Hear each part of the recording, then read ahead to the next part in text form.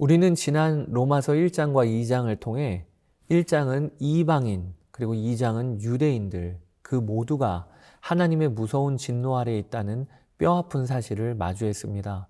오늘 우리가 펼치는 로마서 3장은 성경 전체를 통틀어 인간의 가장 철저한 절망과 그 절망을 뚫고 들어오는 가장 영광스러운 하나님의 은혜가 극적으로 교차하는 본문입니다. 이 놀라운 본문에서 우리를 살리시는 십자가의 은혜를 깊이 만나시는 여러분 되시기를 소망합니다. 오늘도 본격적인 말씀으로 들어가기 전에 20세기의 가장 위대한 강해 설교자인 마틴 로이드 존스 목사님의 고백을 나누고 싶어요. 로이드 존스 목사님은 로마서 3장을 강해하다가 21절의 첫 단어인 이제는 이라는 헬라어 단어 니니 데인데요. 이 앞에서 벅찬 감격을 주체하지 못했습니다. 그는 이렇게 외쳤어요. 여러분, 성경 전체에서 이보다 더 위대하고 감격스러운 두 단어는 없습니다. 인간의 철저한 절망과 지옥의 문턱에서 하나님은 그러나 이제는 이라고 말씀하시면서 하늘의 문을 활짝 여셨습니다.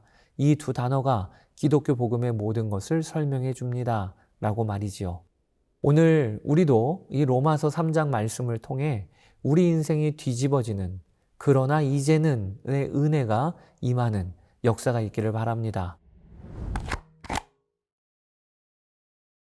자, 그럼 로마서 3장이 어떻게 구성되어 있는지 먼저 그려봅시다.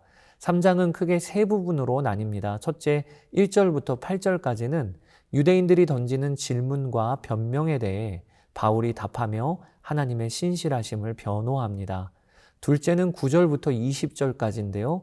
이 부분에서 이방인이나 유대인이나 할 것 없이 온 인류를 향한 참혹한 영적인 파산 선고가 내려집니다.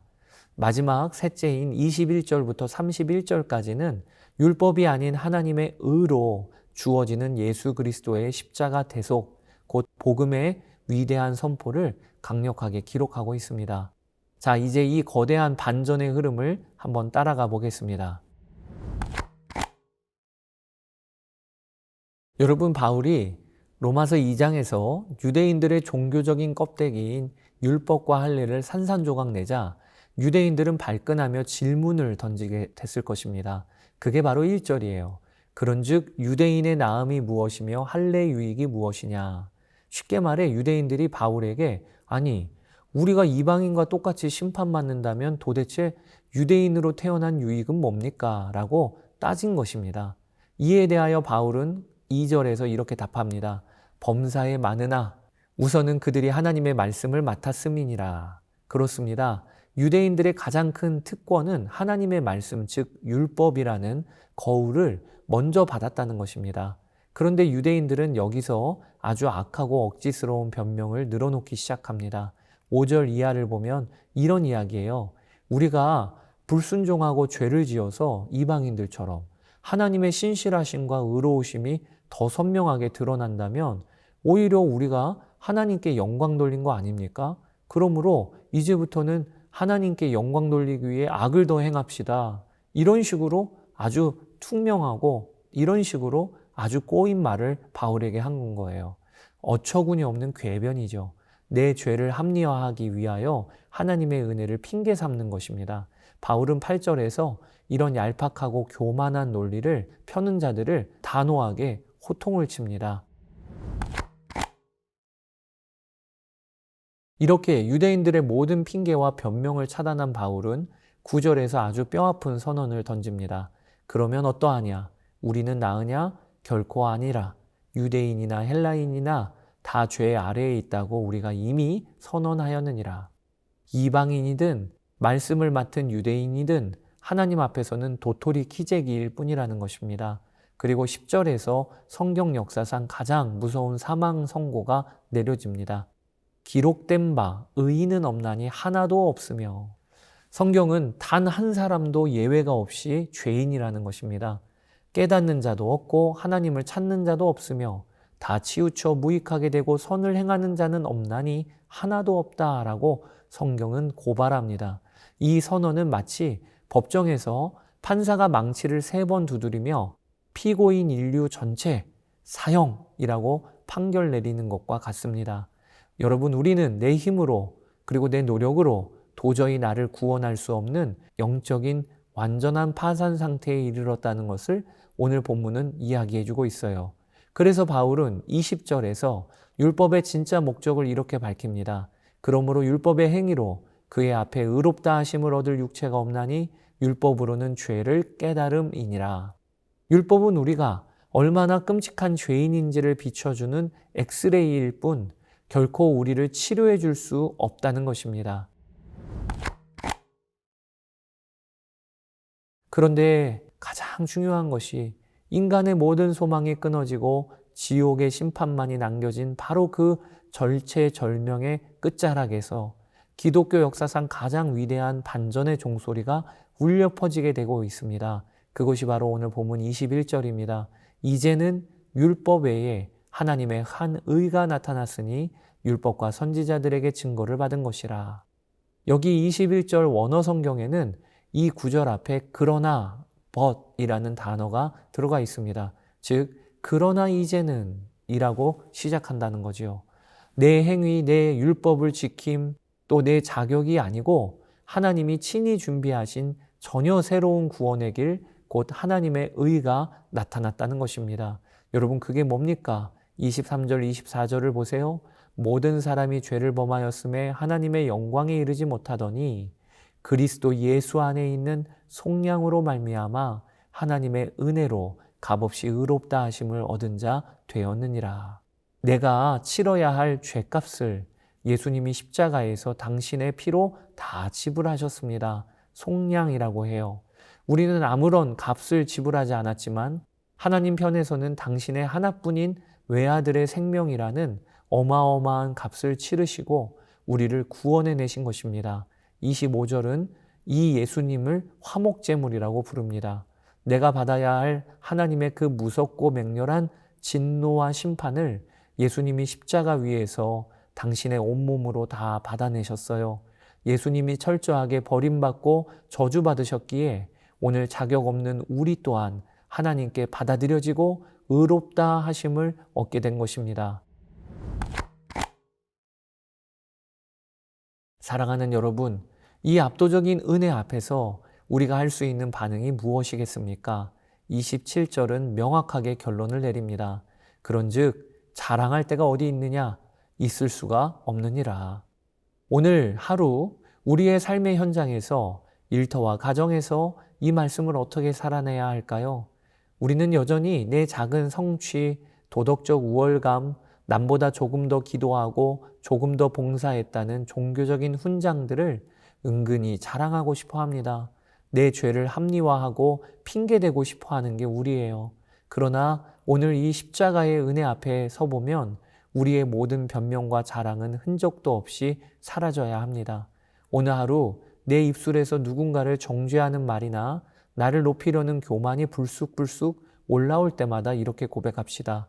나 역시 의인은 없나니 하나도 없다고 선고받았던 소망 없는 죄인이었어. 내게는 1%의 자랑할 거리도 없다.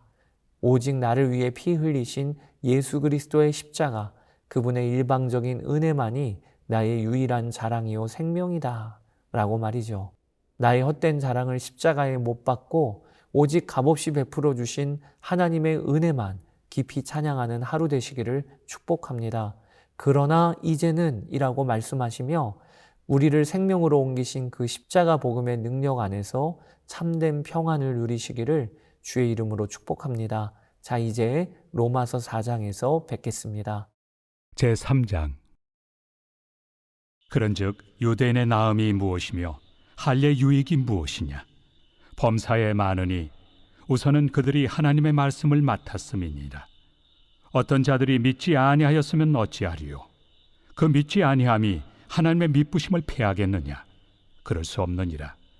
사람은 다 거짓되되 오직 하나님은 참되시다 할지어다.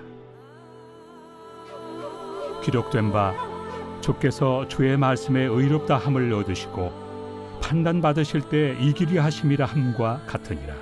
그러나 우리 불의가 하나님의 의를 드러나게 하면 무슨 말 하리요? 내가 사람의 말하는 대로 말하노니 진노를 내리시는 하나님이 불의하시냐? 결코 그렇지 아니하니라. 만일 그러하면 하나님께서 어찌 세상을 심판하시리요? 그러나 나의 거짓말로 하나님의 참되심이 더 풍성하여 그의 영광이 되었다면 어찌 내가 죄인처럼 심판을 받으리요? 또는 그러면 선을 이루기 위하여 악을 행하자 하지 않겠느냐? 어떤 이들이 이렇게 비방하여 우리가 이런 말을 한다고 하니 그들은 정죄받는 것이 마땅하니라. 그러면 어떠하냐? 우리는 나으냐? 결코 아니라. 유대인이나 헬라인이나 다 죄 아래 있다고 우리가 이미 선언하였느니라. 기록된 바 의인은 없나니 하나도 없으며 깨닫는 자도 없고 하나님을 찾는 자도 없고 다 치우쳐 함께 무익하게 되고 선을 행하는 자는 없나니 하나도 없도다. 그들의 목구멍은 열린 무덤이요 그 혀로는 속임을 일삼으며 그 입술에는 독사의 독이 있고 그 입에는 저주와 악독이 가득하고 그 발은 피 흘리는 데 빠른지라. 파멸과 고생이 그 길에 있어 평강의 길을 알지 못하였고 그들의 눈앞에 하나님을 두려워함이 없느니라 함과 같으니라.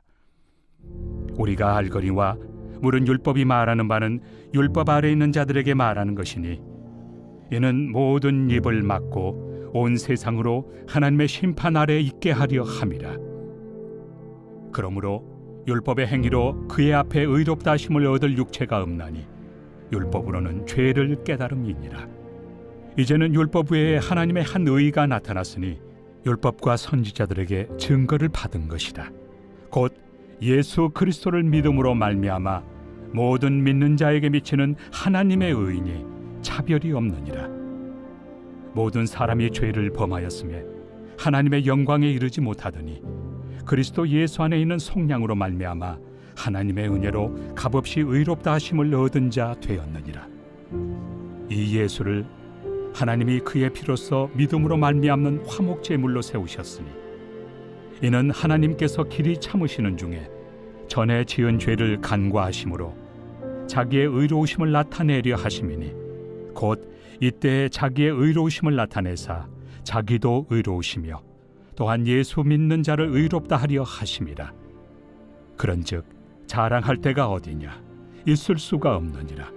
무슨 법으로냐? 행위로냐? 아니라 오직 믿음의 법으로니라.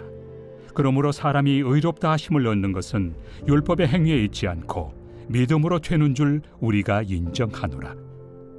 하나님은 다만 유대인의 하나님이시냐? 또한 이방인 하나님은 아니시냐? 진실로 이방인 하나님도 되시느니라. 할례자도 믿음으로 말미암아 또한 무할례자도 믿음으로 말미암아 의롭다 하실 하나님은 한 분이시니라. 그런즉 우리가 믿음으로 말미암아 율법을 파기하느냐? 그럴 수 없느니라. 도리어 율법을 굳게 세우느니라.